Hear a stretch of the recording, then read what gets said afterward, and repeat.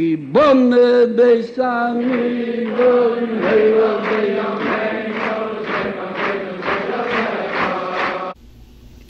Olá, gente, shalom, shalom a todos. Estamos iniciando nosso estudo diário das 7 leis. Hoje estamos na segunda-feira, dia 29 de janeiro de 2024. São, neste momento, 5 horas da tarde e estamos iniciando nosso estudo diário das 7 leis de hoje, dia 19 do mês de Shevat, do ano de 5.784, desde a criação do mundo. Hoje estamos entrando no Guia Beninoa na página 10 e página 11. Na página 10, página 11, no quarto parágrafo em diante. E também na mitzvah diária de hoje, estamos vendo a mitzvah diária de não praticar idolatria. Estamos na ramificação número 12, 12ª ramificação, 10º detalhe do mandamento de não praticar idolatria. E o 12º detalhe, ele inclui não ter estátuas, nem mesmo para ornamentação, ou seja, estátuas representativas, é claro, de algo que se pareça ou transfigure de forma às idolatrias existentes no mundo. Então esse é o estudo diário das 7 leis. Seja muito bem-vindo!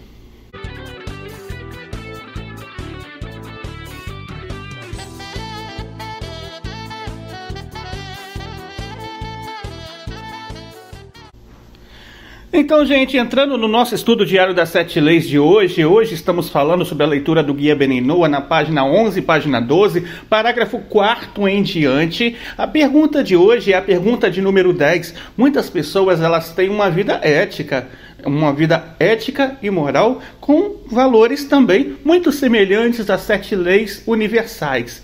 Será que nós podemos considerar essas pessoas como justos entre as nações? Sim ou não? Então, essa pergunta, o nosso Rabino Yaakov Gerenstadt, ele vai estar respondendo no nosso estudo de hoje. Lá no Guia Beninoa, então, na página 11, no quarto parágrafo em diante, você vai encontrar a resposta. Está escrito assim: em virtude do progresso que o mundo ocidental vem atravessando, muitas pessoas hoje se aproximam da conduta noética em suas vidas particulares. Por motivos de moral e ética, historiadores mostram, por exemplo, que a taxa de homicídios na Idade Média era 100 vezes maior do que a taxa contemporânea. Vários brasileiros hoje acreditam em um Deus único, não praticam homicídios, não roubam e são fiéis a seus cônjuges, mesmo sem pertencerem ativamente a alguma definição religiosa. Porém, em vários discursos, o Rebbe de Lubavitch, ele tem repetido e insistido para que um Benoa guarde os seus preceitos não por motivos éticos e morais, mas sim como algo religioso que se relaciona com Moisés, a Torá e com o Monte Sinai. Em outras palavras, é importante que um Benoa não roube, não assassine, cuide de sua família, não somente porque entende, com sua lógica, de que esta seria a conduta para um mundo civilizado, para uma melhor qualidade de vida, porque a sociedade desaprova ou pelo medo da punição civil, mas sim de que um Benoa não guarde seus preceitos por motivo, mas sim que um Benoa guarde seus preceitos por motivos religiosos. Então aqui nós estamos aprendendo um pouquinho com o Rav Yaakov, e ele cita uma fonte, está lá em Tividaiot, 5.752, página 272, Likutei Sirot, volume 20, página 141, no qual o Rebbe de Lubavitch, ele traz esse ensinamento a respeito de Beninoa. Como nós já falamos, o que é um Benoa? Um Benoa, praticamente dentro do sentido mais literal, um Benoa são os descendentes de Noé, ou seja, toda a humanidade. No entanto, um justo entre as nações, esse Benoa, quando ele se torna um justo entre as nações? Ele se torna um justo entre as nações quando ele entende essa missão que toda a humanidade tem. A partir do momento que ele entende que Moshe Rabbeinu, Moisés, nosso mestre, foi comissionado no Monte Sinai de poder influenciar as nações a cumprirem as 7 leis universais. Logo, as nossas 7 leis também ela tem origem no Monte Sinai, onde foi repetido para Moisés sobre esse compromisso do mundo inteiro. Então, não basta apenas uma pessoa ter um compromisso ético. É claro que é bom, né? É claro que é bom ter um compromisso ético, um compromisso moral. Não é errado, tá? Vamos deixar isso bem claro, é uma coisa correta. Mas ele deve cumprir os seus 7 mandamentos universais, não por causa do compromisso ético, mas por que ele deve cumprir esses 7 mandamentos universais? Ele deve cumprir esses 7 mandamentos universais porque ele entende que isso é uma missão divina, porque ele conecta esses 7 mandamentos universais à Torá, a Moshe Rabbeinu e ao Monte Sinai. Então, quando ele faz isso, entendendo que essa é a missão de vida dele, que esse é o motivo da existência dele, você acaba então cumprindo, é claro, de forma correta aquilo que o Criador te deu como missão na sua vida.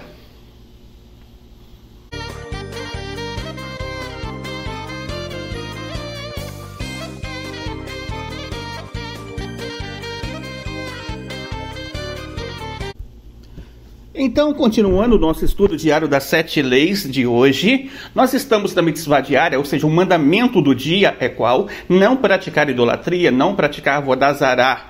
Avodah zará, como já explicamos, é o serviço estranho. O que é o conceito, de acordo com a Torá, de serviço estranho? É tudo aquilo que Hashem não ordenou em relação à sua conexão com ele, ou tudo aquilo que ele proibiu. Isso é considerado serviço estranho, entendeu? É essa palavra que é definida pela Torá dentro dessa abrangência de que é idolatria. Bem, onde está a referência deste mandamento?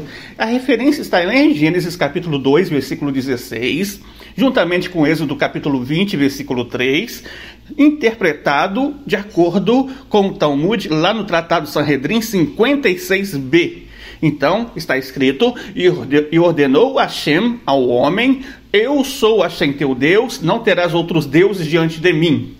Então, daqui nós aprendemos que nós somos proibidos de praticar idolatria. Toda a humanidade, ela recebeu a ordem de não praticar idolatria. A 12ª ramificação dessa ordem, ou seja, a 12º detalhe que nós estamos aprendendo hoje, é que nós estamos proibidos de ter em nossa propriedade ídolos, mesmo que seja apenas para decoração, mesmo que você não cultue, mesmo que você não adore, mesmo que você não se ajoelhe diante daquele ídolo, mas você acha aquilo de repente bonitinho, tá ali, não perturba ninguém, não é verdade? Tá ali na sua mesa, tá ali bonitinho, e aí, pode ou não pode? Pode ou não pode ter? Então, vamos ver a respeito das 7 leis universais, como isso é entendido. Bem, primeiramente, vamos deixar bem claro que nós não podemos ter um ídolo, mesmo que ele seja apenas para enfeitar, para ornamentar, uma estátua que seja representativa a qualquer tipo de idolatria, nas idolatrias do mundo aí que existe, você não pode ter em sua residência. Nós temos que manter uma distância entre nós e a idolatria. Não pode ter uma certa proximidade com essa idolatria. Então nós aprendemos daqui que toda a humanidade é obrigada a cumprir este mandamento. Toda a humanidade é obrigada a não ter idolatria em sua casa. A punição obrigatória por violação aqui é a punição pelas mãos dos céus. Como nós já dizemos em outros programas, nós acabamos falando o seguinte: as punições hoje são todas pelas mãos dos céus. Por quê? Porque não existe um tribunal das 7 leis vigente hoje no mundo. Ninguém vai receber, por exemplo, uma intimação para depor porque tinha uma imagem dentro de casa. Não é verdade? Então não existe punição da mão humana sobre esse ato. No entanto, pelas mãos dos céus, o que significa isso? Significa que é uma transgressão. Significa que é algo que não é muito legal. Não é algo que te conecta com Hashem. E se não é algo que te conecta com Hashem, se não é algo que te faz bem, então é algo que se descarta, não é verdade? Para que você vai ter algo que não vai te conectar com Hashem? Então, a partir daqui, nós aprendemos a não fazer estatuetas ou baixos relevos de figuras humanas, anjos ou estrelas e constelações. Esta proibição aborda especificamente estátuas artísticas que são para decoração e não ídolos as ramificações 10 e 11 proíbe ídolos reais. Essa ramificação nos proíbe de fazer formas tridimensionais de imagens não idólatras com maior probabilidade de se assemelhar em idolatria. Pela mesma razão, também proíbe a pintura de imagens planas do Sol, da Lua, das estrelas ou das constelações para fins puramente decorativos, embora sejam permitidas fotografias, pinturas ou mesmo modelos 3D desses corpos astronômicos para fins intelectuais ou educacionais.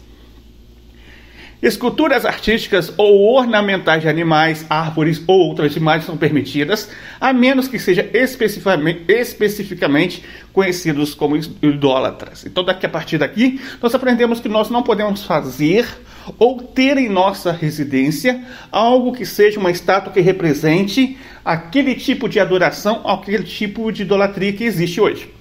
Então, de todas as religiões que você sabe, de todas as religiões que você conhece, elas têm geralmente símbolos, elas têm forma de identificação, elas têm obras que muitas vezes são como se fizesse uma referência sobre determinado culto, sobre determinada prática. Então é isso que nós não devemos ter em nossa residência. Lá em Êxodo capítulo 20, versículo 20, está falando sobre essa proibição para o povo judeu. Como que isso se aplica ao povo judeu? A gente primeiro aprende a ver como o povo judeu recebe isso para entendermos o que nós devemos fazer também, tá bom? Então, primeiro, como que o povo judeu, lá em Êxodo 20, versículo 20, que está escrito: não faça representação de nada que esteja comigo, não façam para si deuses de prata ou ouro. Então, esta proibição de fazer uma imagem de um ser humano em metal, pedra, madeira ou qualquer coisa semelhante, mesmo que não tenha sido feita para ser adorado.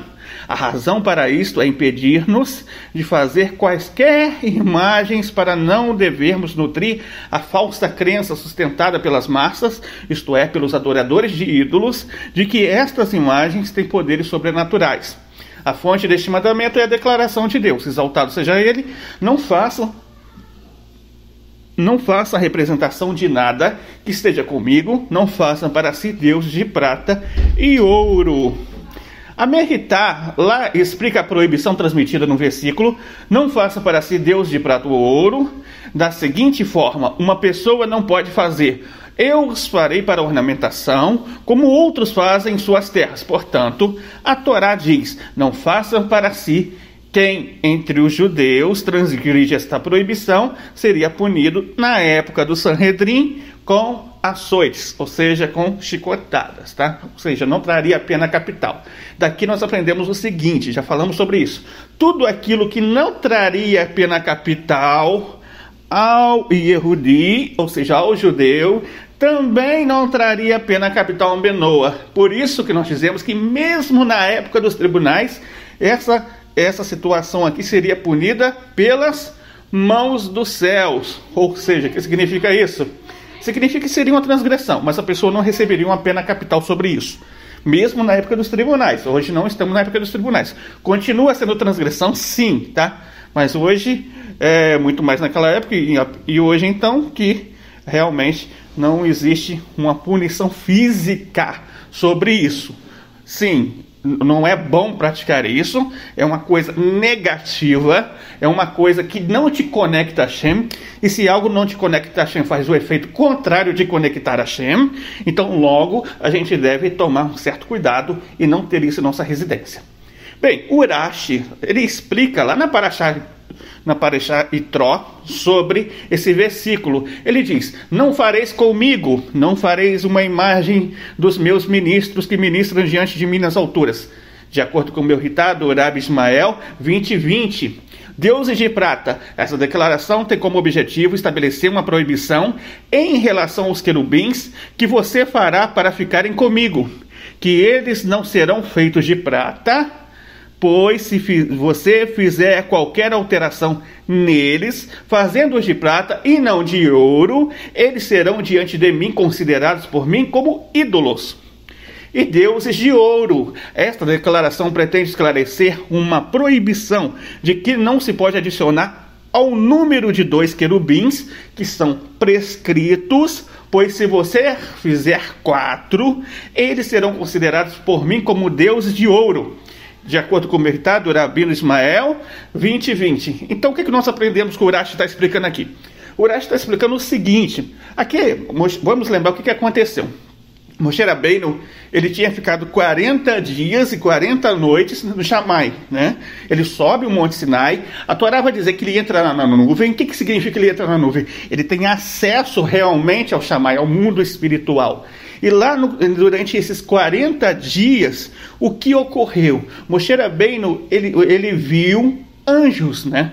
Ele contemplou, ele viu vários tipos de seres lá, que são os ministros de Deus. Então, Hashem falou, olha, você não pode fazer aquilo que você viu lá. Você não pode fazer aquilo que você viu no Shammai, tá? Outra coisa, Hashem falou, olha, eu estou ordenando para você, Moshe, que daqui a pouco, quando você construir o Mishkan, você vai colocar sobre a arca 2 querubins de ouro. Somente esses que eu estou ordenando. Você não pode fazer nada daquilo que foi feito dentro do Beit HaMikdash, ou seja, dentro do Mishkan, o Mishkan, o tabernáculo, do lado de fora. Porque se você fizer isso, você vai estar criando deuses de ouro. Então, a partir daqui, nós aprendemos o quê? Aprendemos que não poderia se reproduzir algo por conta própria. Mas, já que Hashem ordenou colocar os querubins ali, poderia. Porque qual é o conceito de idolatria à luz da Torá? Já explicamos, é o conceito de serviço estranho. O que é serviço estranho? Aquilo que Hashem não ordenou, ou aquilo que Hashem proibiu. Hashem ordenou colocar os querubins na arca? Sim, ele ordenou. Dentro do templo sagrado somente. Então, a partir desse momento,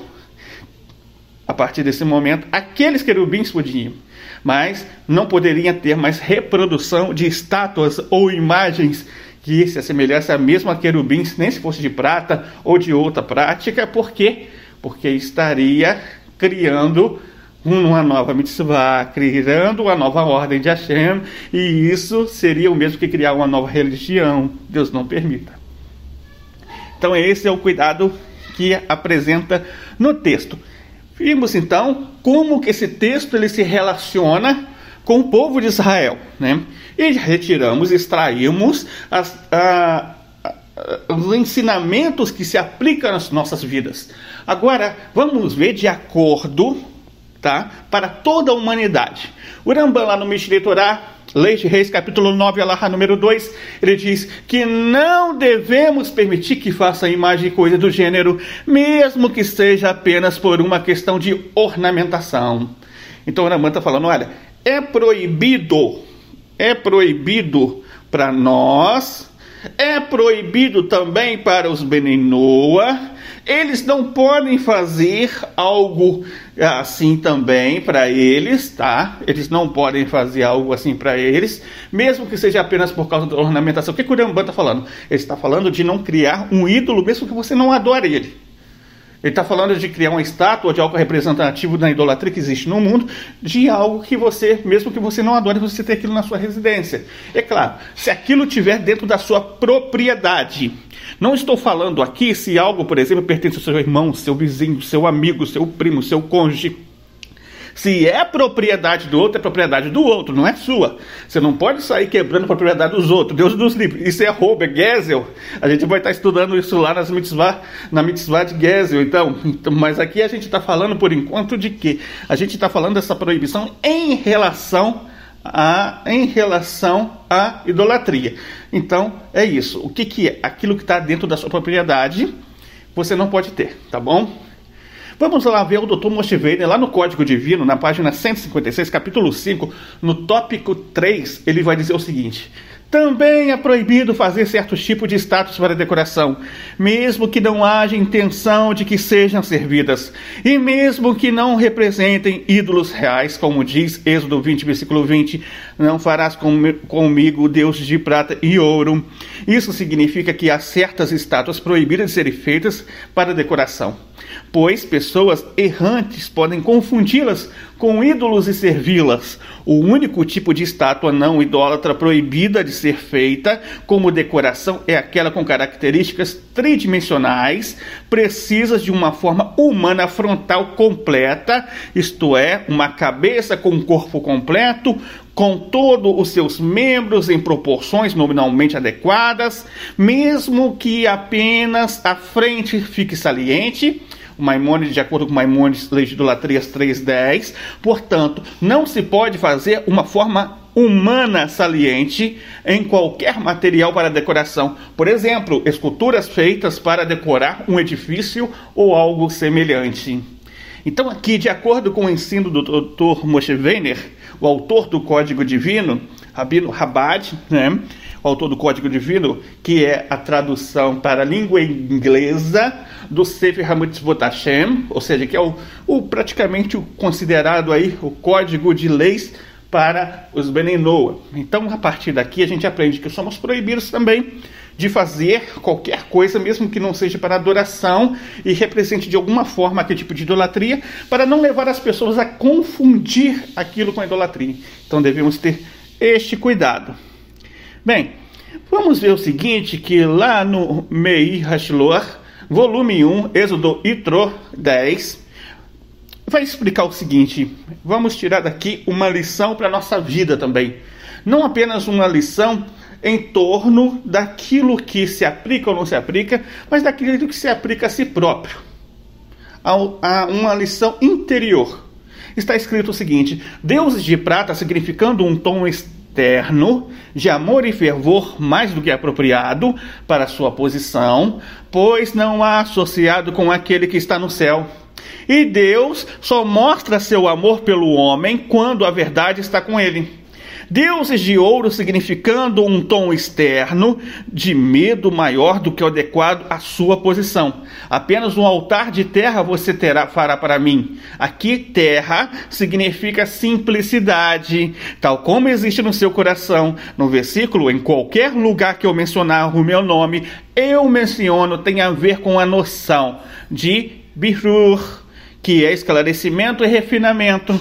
Em todo lugar que eu esclarecer como foi o seu pensamento inicial, pelo bem do céu, imediatamente lhe enviarei a bênção e te abençoarei.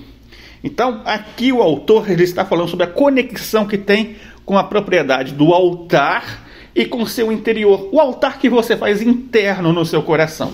Você faz esse altar de ouro, ou seja, algo muito sofisticado, muito cheio de si, ou você faz de uma forma mais simples? Achem que as coisas simples, o altar de terra. O altar de terra no seu coração. Deveres do coração, sexto tratado sobre a submissão, capítulo 5, número 14, está dizendo o seguinte: a humildade deve se apegar à sua natureza e não se separará dele. Quando ele se apega à humildade, todas as armadilhas da arrogância e do orgulho ficarão longe dele. Como mencionados, ele será salvo do pecado e do tropeço, como está escrito, e para que o seu temor esteja diante de vós, para que não pequeis, de acordo com Êxodo capítulo 20, versículo 20. E nossos sábios, Rabanim, disseram: reflita sobre essas três coisas, e você não pecará. Saiba que de onde você veio, para onde está indo, diante de quem você está destinado a prestar contas e acertar contas. De onde você veio? De um pútrido cair. Para onde você vai? Para um lugar de sujeira, vermes e vermes.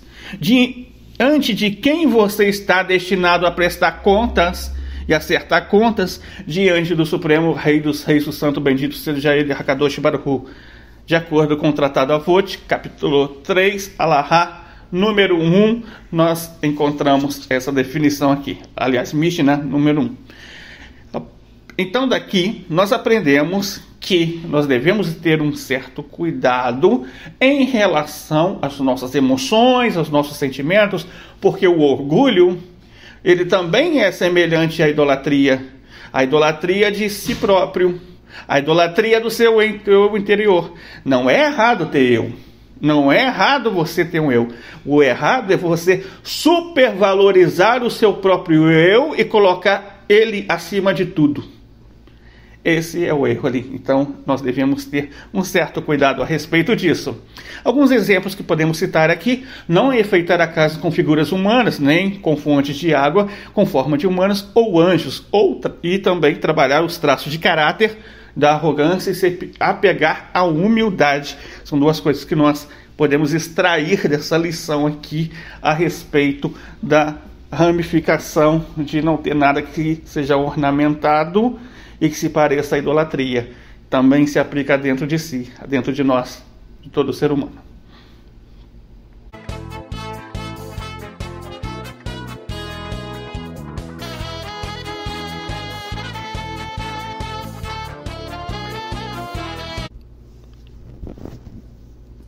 Então, gente, se você deseja adquirir para você o seu guia Beninoa, pode me chamar no WhatsApp 22992073070, 22992073070, onde você vai poder adquirir o seu guia Beninoa para estar acompanhando o nosso cronograma de estudo anual.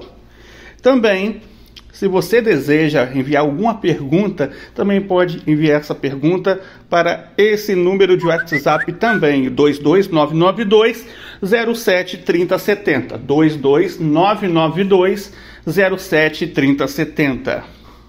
Gente, hoje é 19 de Shevat. No dia 19 de Shevat de 5.700-1940, o rabino Levi Yitzhak Schneerson, ele chegou ao seu local de exílio. Aos olhos das autoridades, o rabino Levi Yitzhak era um prisioneiro particularmente perigoso. É por isso que ele foi enviado para o lugar mais remoto do Cazaquistão, que é o Tigre, que era uma grande prisão, uma prisão que não precisava de segurança. Era impossível escapar deste local, pois estava rodeado por 140 quilômetros de desertos e pântanos. O ar desses lugares era úmido e os mosquitos do pântano seguiam o homem onde quer que ele estivesse. Os edifícios locais eram feitos de barro e estavam constantemente úmidos. No verão, quando o sol estava escaldante, subia um fedor causando doenças, encurtando a vida humana. No inverno, houve fortes geadas nessa cidade. O rabino Levi Yitzhak, ele chegou a este local tarde da noite, em 19 de Shevat de 5.700, não havia ninguém na rua e para onde ele iria tão tarde. Ficar do lado de fora era extremamente perigoso. Então o rabino Levi Yitzhak e outro prisioneiro judeu caminharam sem saber a quem recorrer para essa noite. Ele sabia que morava lá um alfaiate judeu que havia sido exilado há muitos anos e casado com uma não-judia. O Rabi Levi Yitzhak e seu companheiro foram até a sua casa na esperança de que ele os deixasse entrar pelo menos até de manhã. Vendo quem estava à sua frente, o judeu então ele bateu as portas na cara dos exilados. Nem os pedidos, nem a persuasão ajudaram muito.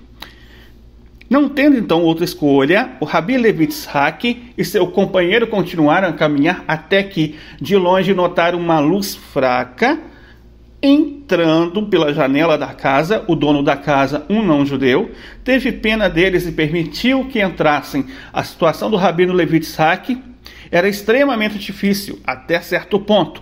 Tornou-se mais fácil quando a sua esposa, a Rebetz Hana, chegou também a essa cidade, autoanulando-se literalmente para chegar a este lugar. O rabino Levi Yitzhak, então, ele passou mais de 4 anos em Chile.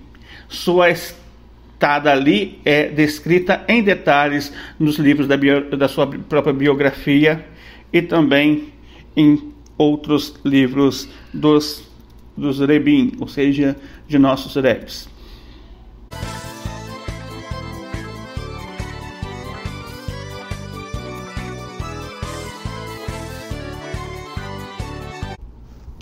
Então, gente, esse foi o nosso estudo diário das 7 leis de hoje, que está chegando ao fim. Amanhã tem mais. Foi muito bom estar aqui com vocês. Que a Hashem possa dar muitas bênçãos a todos vocês. Uma ótima tarde, também uma ótima noite. Shalom, shalom a todos.